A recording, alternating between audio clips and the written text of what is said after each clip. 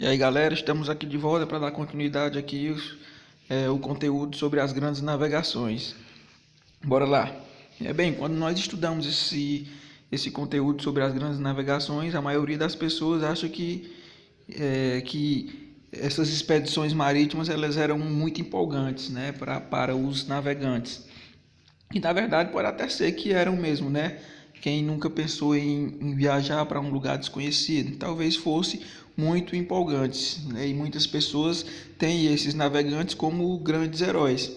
Só que, sem dúvida, a coragem de se lançar às águas desconhecidas, no caso do Oceano Atlântico, né, o Mar Tenebroso, como eles chamavam, pode ser desconsiderada quando pensamos a respeito. Por quê? Por conta das condições de viagem. Por conta dessas condições de viagem, as grandes navegações elas não eram tão boas, tão luxuosas, né? Para a grande maioria das pessoas que viajavam naquelas embarcações, né? Elas eram muito incômodas, né? Elas eram muito desagradáveis, essas grandes navegações, essas viagens. Em Portugal, como vocês sabem, foi a nação pioneira, né? A nação que iniciou esse processo das grandes navegações, Portugal e depois a Espanha, né? O rei era responsável direto pela escolha de um homem de confiança que pudesse organizar tão custosa viagem, tão custosa que ele está dizendo, tão tão cara e também tão trabalhosa, né? Uma viagem muito complicada, não só do ponto de vista humano de trabalho, mas também do ponto de vista econômico. Ela era uma viagem muito cara, muito custosa. E o rei era a pessoa responsável por escolher a pessoa que tinha que ser de sua confiança para organizar essas expedições. Depois de saírem do estaleiro, que é o local onde fabricam os navios, as embarcações eram colocadas à frente da Ribeira das Naus, em Lisboa, mesmo lugar onde pela janela o rei observava a movimentação dos navios a serem utilizados. Ao longo de 5 dias, estes ficavam estacionados para receberem as munições e víveres necessários para a viagem. Aqui ele está explicando um pouco como era que ocorriam essas grandes navegações. E aqui no slide que eu trouxe para vocês, disse que esses navios eles ficavam cerca de 5 dias sendo carregados com mantimentos, para depois eles partirem para a viagem.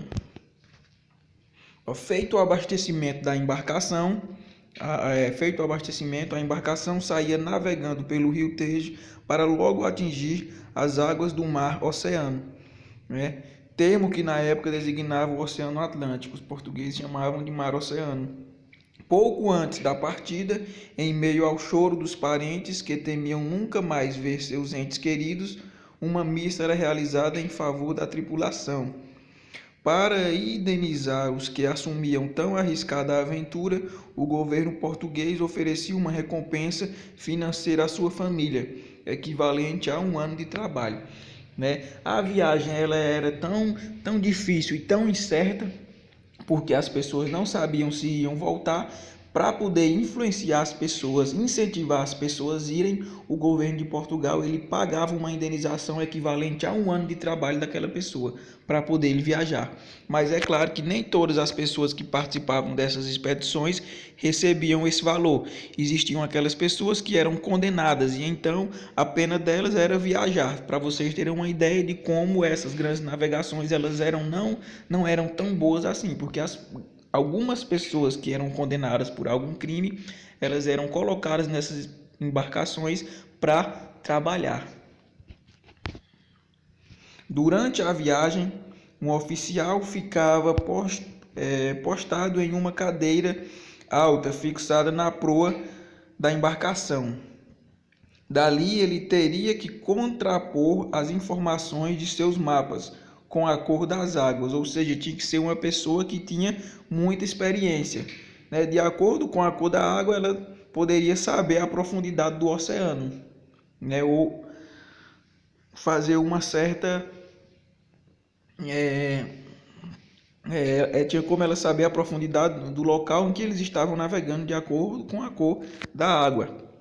E depois dessa análise, uma série de ordens eram repassadas ao timoneiro. Logo em seguida, no convés da embarcação, o mestre designava as tarefas a serem rapidamente executadas pela sua equipe de marinheiros.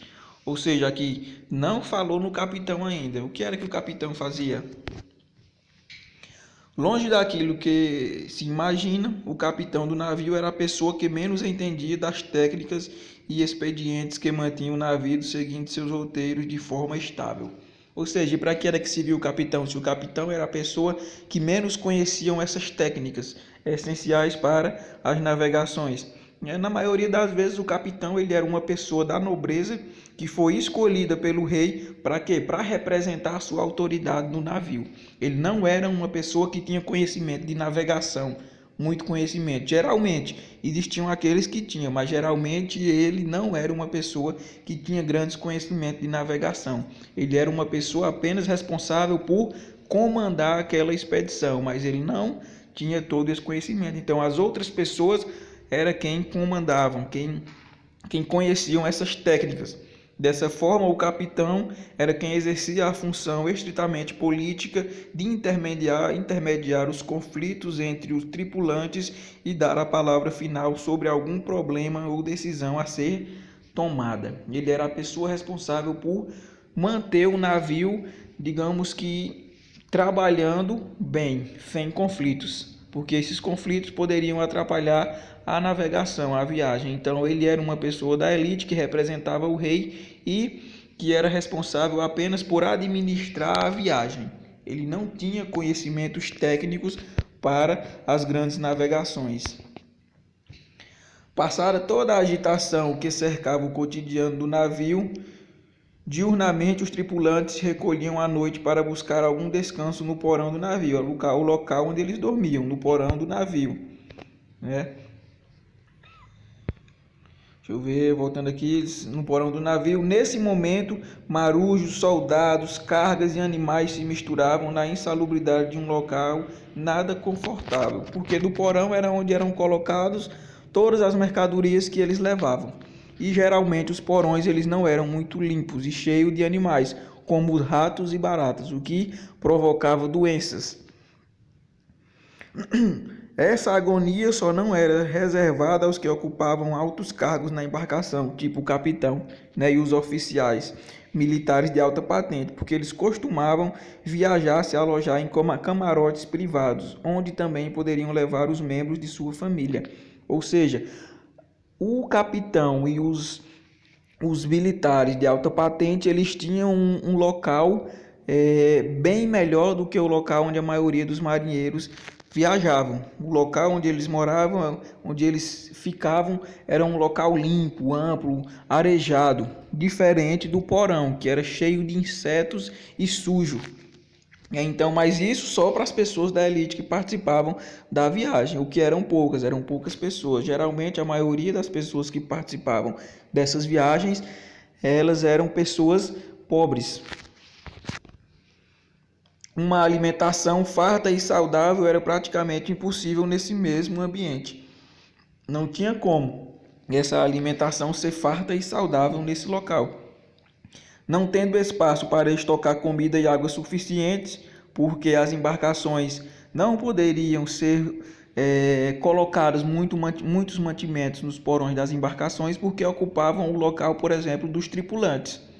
E aí então os alimentos e a água que eram colocados eram insuficientes. E aí então é claro que esses tripulantes que participavam dessas viagens, eles passavam por uma grande provação. Eles passavam fome e também sentiam sede. A ração diária fornecida aos tripulantes comuns não passavam de 3 refeições compostas por biscoito e 2 pequenas doses de água e vinho. Somente os mais privilegiados tinham a possibilidade de usufruir de carnes, açúcar, cebolas, que duravam pouco tempo, mel, farinha, das frutas que eram transportadas. E é claro que as frutas, com relação às frutas também, elas também não duravam muito tempo, e como vocês sabem, elas são perecíveis, e em pouco tempo elas se estragam. Mas as pessoas que eram da elite, que participavam dessas viagens, no caso o capitão e os militares de alta patente, eles tinham acesso a esses alimentos. A alimentação deles era muito melhor do que a do restante da tripulação, que era pobre. Em situações mais extremas, os tripulantes poderiam comer alimentos crus, mediante a falta de fogareiro que pudesse preparar a refeição. Nesse caso, faltando fogo para preparar os alimentos, eles comiam esses alimentos crus. Quando a fome apertava, de vez a ingestão de alimentos podres, insetos, no caso baratas e ratos e cadáveres humanos também apareciam como uma última alternativa. Não é que todos os marinheiros se alimentavam disso, mas em casos extremos, muito extremos, algumas vezes isso aconteceu, deles se alimentarem de baratas, ratos e cadáveres humanos, pessoas que morriam e então eles se alimentavam de seus cadáveres para poder sobreviverem. Mas isso como uma última alternativa, não era sempre que isso acontecia. Não vamos pensar que era como os europeus pensavam no caso dos indígenas aqui habitavam a América, que eles eram canibais, eles não viviam comendo carne humana todos os dias da vida deles, não. Era em alguns rituais religiosos que isso acontecia. A mesma coisa que eles não comiam a carne humana, cadáveres, todas as vezes que viajavam, não, na viagem inteira não, era só tipo quando faltava alimento, e aí eles se viam obrigados para não morrerem de fome. A forte tensão causada pela constante falta de alimentos poderia até mesmo colocar a vida do capitão em risco, que sempre estava armado para não ser vítima de algum motim ou rebelião. O capitão ele sempre estava armado para evitar alguma rebelião, mas só ele e os militares de alta patente. O restante da tripulação eles não utilizavam armas. Só se por acaso fosse preciso algum confronto, o capitão então ele disponibilizava armas para o restante da tripulação. Viu, galera? E agora eu quero que vocês façam essa pequena atividade aqui e depois vocês me enviem. Valeu, até a próxima.